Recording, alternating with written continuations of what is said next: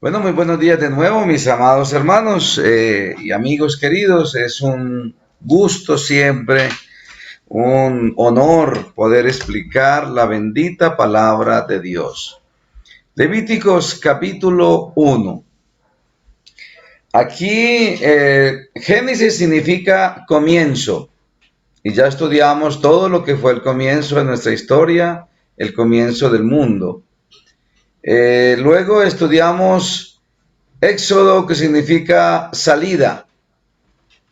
Y ya vemos cómo el Señor escoge un pueblo, lo llama a través de Abraham, hace de él toda una nación, la convierte grande en Egipto, la desarrolla y luego los saca de Egipto de casa de servidumbre y los trae a que le sirvan y sean un testimonio en este mundo.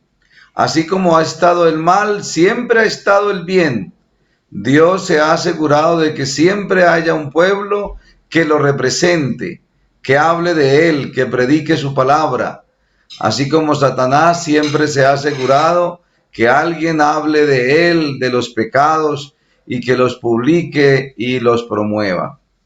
Ahora venimos a Levíticos y es la manera como Dios trata el pecado. Levítico significa lo que tiene que ver con los levitas. El Señor le dio a los levitas el santo ministerio del templo. El trabajo pastoral que hoy conocemos, el Señor se lo dio a los levitas. Los levitas debían contribuir con el pueblo y ser sus intermediarios entre Dios y ellos. En otras palabras, los levitas venían a representar a Cristo Jesús. Eso es lo que ha hecho Cristo, nuestro mediador, nuestro intermediario, el puente que nos permite estar en la presencia de Dios. Es la escalera que nos asciende al cielo desde la tierra. Y aquí comenzamos con la primera de las ofrendas y se llama los holocaustos. El holocausto significa todo quemado, significa todo lo que se quema en su totalidad para el Señor. Así que un holocausto era una ofrenda que se quemaba en su totalidad. Es diferente a una ofrenda de sacrificio, porque en algunas los sacerdotes comían de la carne que se ofrecía, pero un holocausto no era para que el sacerdote participara de comerse la carne, porque el holocausto es un ofrecimiento a Dios directamente, y el holocausto simboliza en toda su plenitud a Cristo Jesús. Por eso se quemaba completamente, solamente se le quitaba el cuero al animal o las plumas al animalito que lo cubrían, se desollaba y entonces se presentaba ante el Señor y se quemaba en su totalidad, porque simboliza a Cristo Jesús. Cristo es el holocausto por excelencia para nuestro Padre Celestial. Fue olor grato, porque Cristo no cometió ningún pecado y se ofreció al Padre, él voluntariamente se ofreció al Padre y se entregó en forma total y sin reservas. Esto significa entonces que el holocausto simboliza solamente y únicamente a Cristo y es una ofrenda solamente para el Padre, solamente para Dios. Era una ofrenda voluntaria y el que la presentaba debía tener varios elementos presentes. Y es que, en primer lugar, debía ser macho. Cualquier tipo de animal, fuera vacuno, un becerro, fuera una oveja, ovejuno, o fuese un ave, tenía que ser macho. ¿Por qué macho? Porque representa a Cristo. Segundo, debía ser perfecto. El animal no podía ser cojo, tuerto o manco. Tenía que ser perfecto. ¿Por qué? Porque simbolizaba a Cristo. Así que todo lo que simbolice a Cristo tiene que ser perfecto, porque Cristo fue perfecto, aún en su vida como humano fue perfecto. Jamás cometió pecado, jamás pensó en el pecado. Fue una perfección total y por eso fue la única ofrenda que nuestro Padre aceptó, la de Cristo Jesús, su muerte. Nosotros hubiéramos muerto por la humanidad y no lo hubiera aceptado nuestro Padre Celestial. Un ángel hubiera muerto por la humanidad y tampoco lo hubiera aceptado.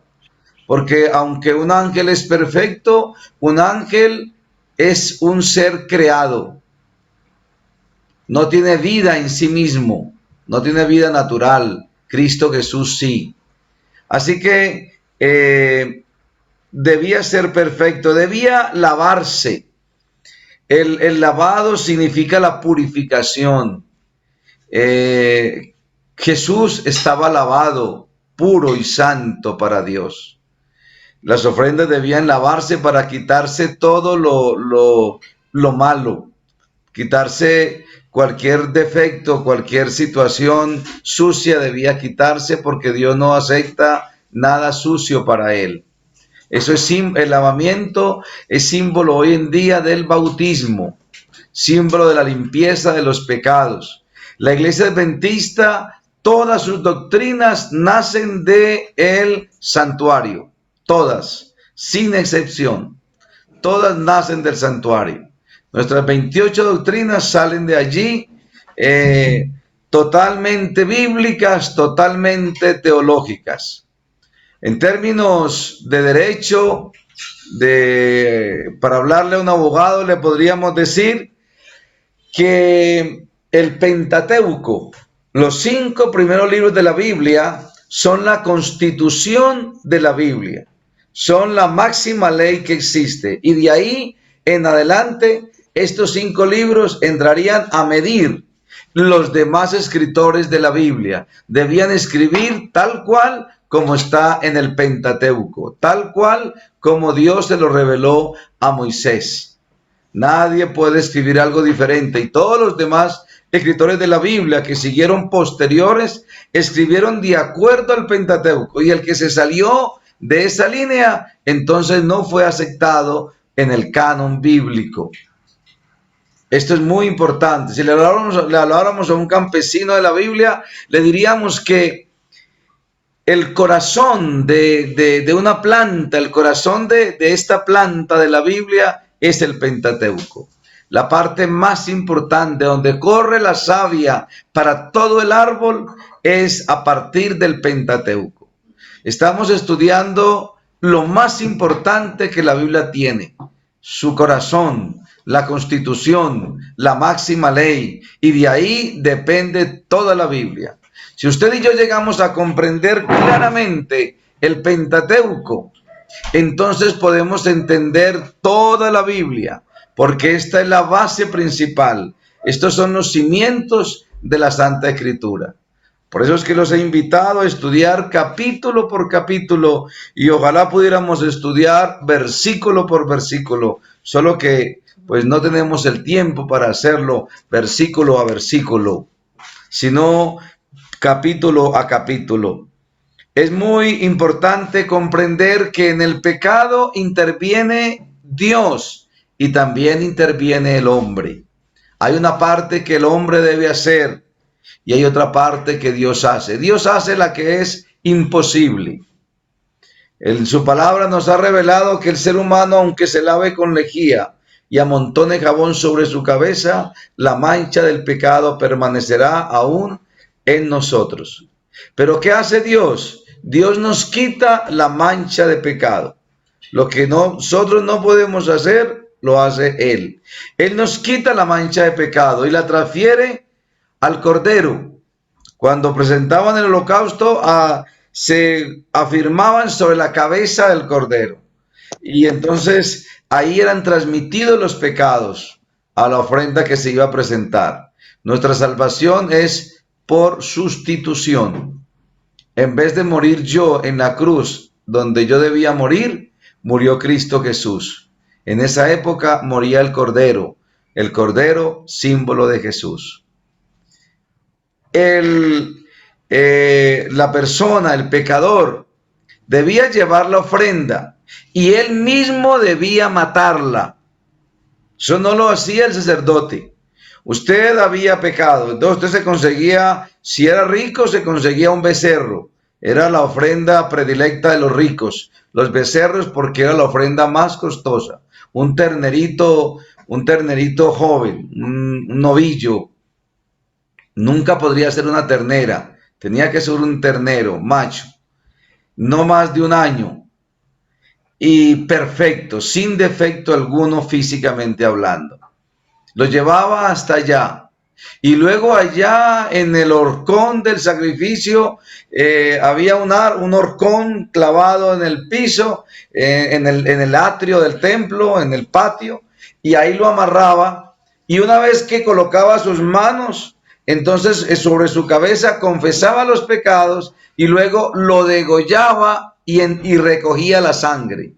Y esa sangre se la pasaba al sacerdote. Ahí terminaba la parte del pecador.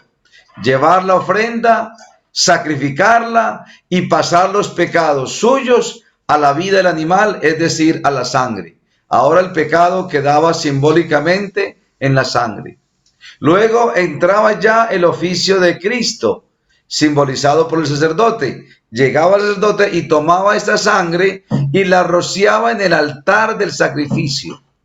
Ahí la rociaba y la untaba sobre sus 4 esquinas, y lo que le sobraba lo derramaba al pie del altar del sacrificio. Ese altar ardía todo el día y el otro ardía toda la noche. Habían 2 sacrificios diarios. Uno en la mañana, a las 6 de la mañana, se hacía el primer sacrificio por todo el pueblo y entonces quedaba en el altar ardiendo hasta la tarde. Y en la tarde sacrificaban el vespertino, el otro holocausto para el Señor. Y entonces lo quedaba allí quemándose toda la noche hasta las 6 de la mañana. Así que el holocausto siempre estaba ardiendo y siempre estaba subiendo olor grato al Señor. Esto significaba que la persona estaba cubierta por la gracia de Cristo todo el tiempo. Cualquier persona que subiera a Jerusalén ofrecía al Señor una ofrenda por su pecado. Listo, quedó perdonado. Y ahora se regresaba a su casa. Y el regreso a su casa, por ejemplo, si venía de Judea, Samaria, si venía lejos de Jerusalén, en el camino podía pecar. ¿Y cómo tenían otra vez que devolverse para otra vez ofrecer sacrificio? Pues eso era imposible. Tendría que vivir allá junto con los sacerdotes. Pero sabía que había por él un sacrificio matutino y otro vespertino que lo cubría hasta que él podía él mismo ir a presentar su propia ofrenda y confesar su pecado. Hoy en día ocurre lo mismo con nosotros. Tú y yo pecamos. Y a veces decimos, por la noche me confieso con el Señor. El Señor te está cubriendo con su manto de justicia en salvación hasta que tú lo puedas hacer. O a veces no lo haces porque no te diste cuenta que pecaste, que ofendiste a alguien, que cometiste un grave error, que hiciste sufrir a alguien por tu actitud o por tus palabras o porque no lograste hacer lo que esa persona te pidió y entonces causó dolor y sufrimiento. Esos son desaciertos humanos, son pecados. Y quizás no pedimos perdón por ellos hasta que no nos acordamos o no caemos en cuenta. Y mientras que eso ocurre, el Señor te tiene cubierto con su gracia, porque por eso hay un sacrificio matutino y otro vespertino.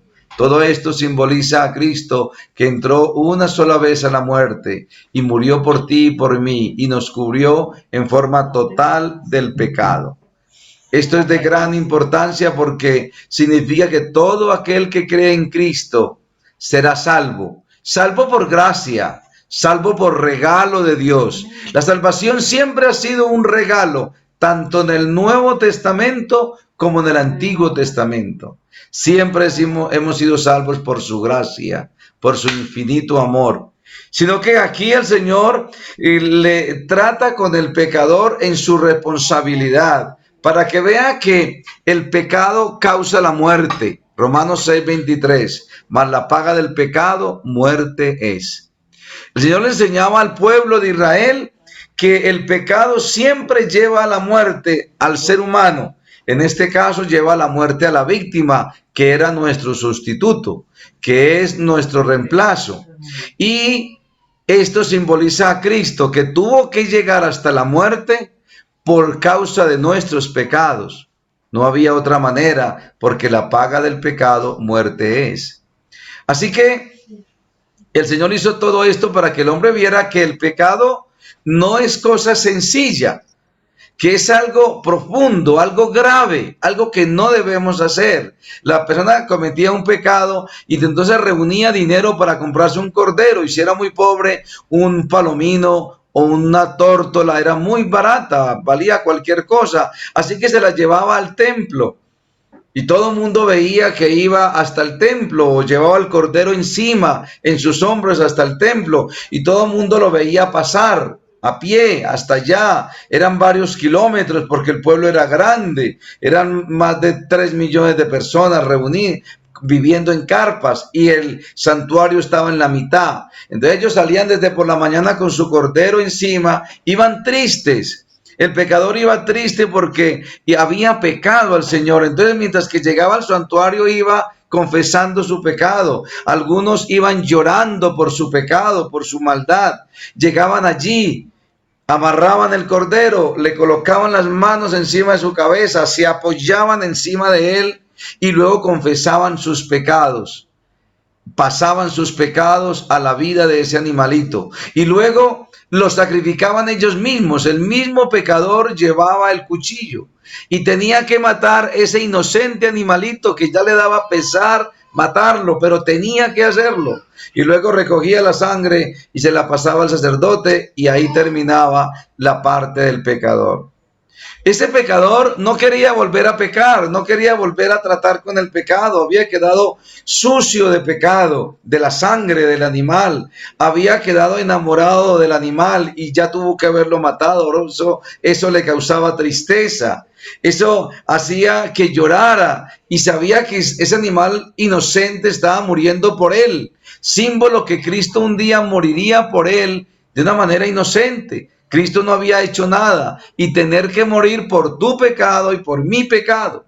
Dios permite que el pueblo manipule toda esta situación de sacrificios y de ofrenda y de olor grato y de sangre, para que el ser humano viera lo grave que es el pecado, lo grave que es mentir, lo grave que es insultar, lo grave que es juzgar a los demás, lo grave que es robar, lo grave que es matar, insultar a alguien. Esto es grave, esto no se puede hacer. Pegarle a otra persona o hacerle daño, no se puede, esto es grave. Entonces, el Señor quería que el pueblo supiera lo grave que es el pecado y lo duro que es lidiar con él.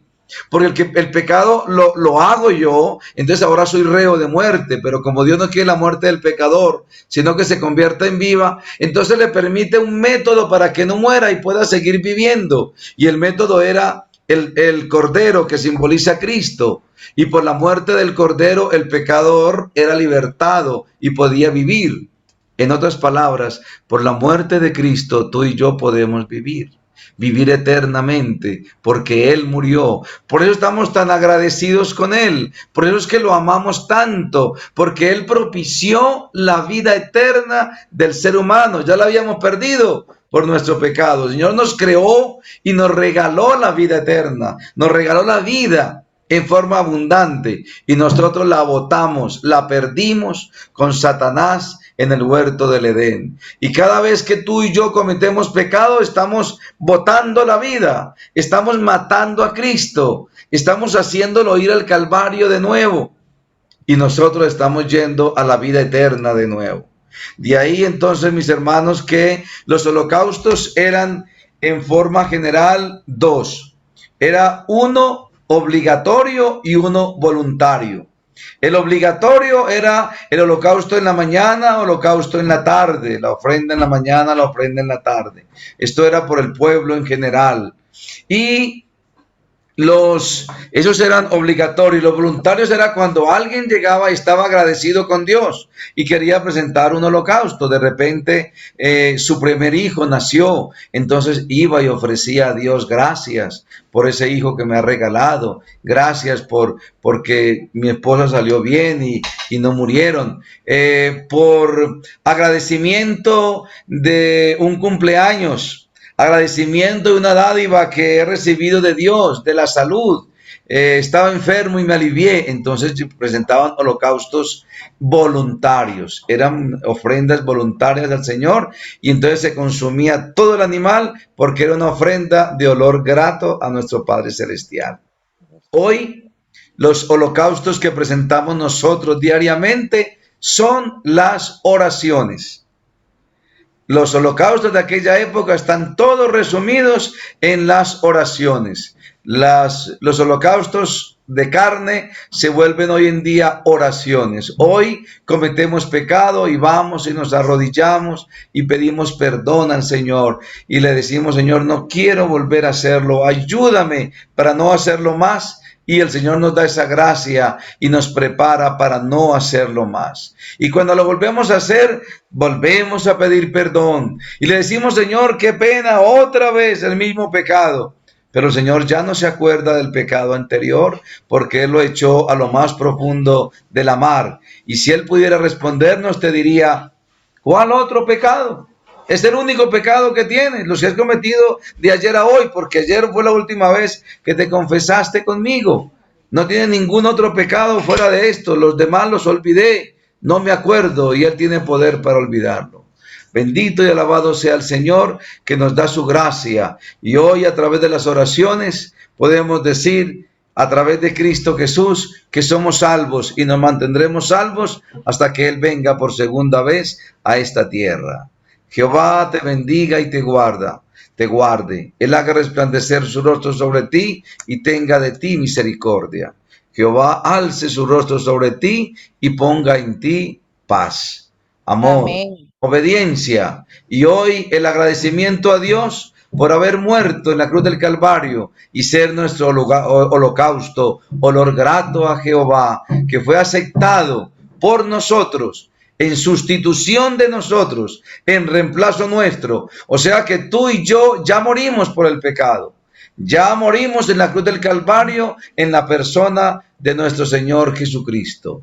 Alabado y glorificado sea su bendito y santo nombre. Un feliz día y gracias por escuchar la palabra de Dios.